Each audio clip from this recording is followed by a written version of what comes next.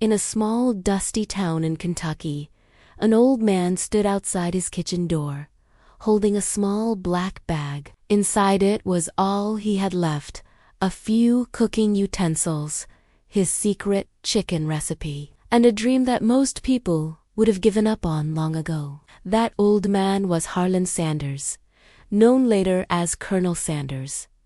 Harlan's life was never easy. He lost his father when he was just 6. His mother worked long hours, and young Harlan had to learn cooking to feed his little brother and sister. As he grew up, he tried many jobs: farmhand, streetcar, conductor, soldier, insurance agent, railroad worker, and even a gas station owner. But nothing ever lasted. Every time he thought his life was improving, something went wrong. By the time he turned 65, he was broke, lonely, and living off his small monthly pension, just $105 a month. Most people at that age think about retirement.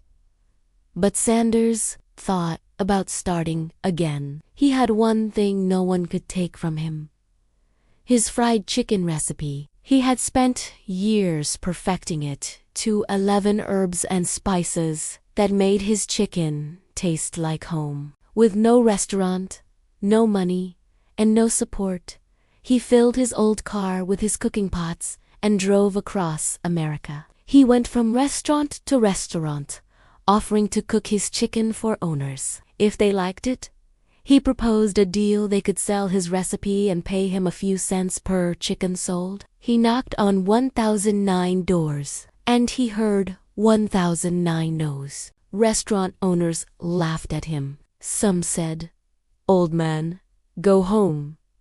But each time he wiped his face, smiled politely, and said, "Next one might say yes."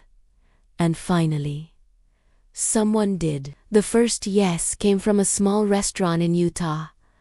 The customers loved the chicken, and soon more restaurants wanted the recipe. Within a few years, the white-haired man in a white suit became a symbol of flavor and perseverance. He named his recipe Kentucky Fried Chicken, and soon franchises opened across America. By the time he was 75 years old, Colonel Sanders had become a millionaire.